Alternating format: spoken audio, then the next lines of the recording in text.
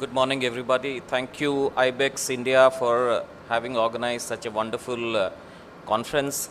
And thank you, my co-panelists and ladies and gentlemen, thank you so much for being here. Now, previous two speakers spoke about the entire change that is actually taking place and what is likely to happen in the near future. So I have nothing much to speak per se, but I'll just make a few attempts to look at it perhaps from a customer point of view or a customer journey perspective, how we are seeing it and what lies ahead. Let's begin with one important aspect which connects all of us in terms of a lot of news items that we are reading these days about a lot of customers have lost money because there were phishing attempts or someone actually duped them, whether there was a cloning of card or multiple other things. And in all these modes, there is something which is very common, that the fraudster or someone who's trying to gain your confidence by revealing some information, which you start wondering that this person actually knows more than I know about myself, and not realizing that some of those information we have only given it to them in some form of the other over a period of time, and either they remain static or dynamic, that is available in public place. So we start wondering, this person knows, so it must be an authentic person, and that has been one of the modus operandi in terms of how fraudsters have operated.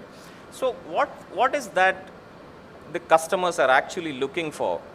And if I look at it from their perspective, you look at one key aspect that is emerging and will emerge in near future as well, is the whole demographics. As you can see, that the traditional banking, and Eric did talk about traditional banking, how the banks operated in the past and how new fintechs are actually operating. And new fintechs are somewhere aligned to what you see today in terms of what the youngster of today is actually looking forward to. So leaving few countries in the world which has aging population, the younger population in many of these countries are looking at perhaps services which doesn't require them to go to a bank branch or operate or do some complex KYC other processes. And in this context, one of the key things that has happened in the market or in the regulation space is that the Reserve Bank of India has come out with the video-based KYC verification. And I think I may not have the full knowledge about the world, but I think we could perhaps be the only country which is permitting non-face-to-face but through video doing a full KYC. And I think that's a game changer, though last couple of years we had some challenges on usage of Aadhaar, but Aadhaar itself is a big game changer in terms of how customer convenience is looked at it.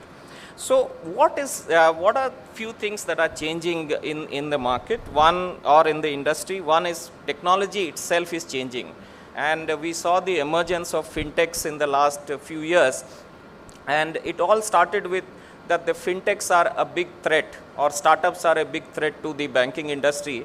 And over a period of time, what we have seen is that there is an element of maturity that has seeped in. Banks and fintechs are collaborating more to co-create something which is actually going to benefit the customer, rather than it is one versus the other. And I think that is really heartening to see that how collaboration is taking place in that space.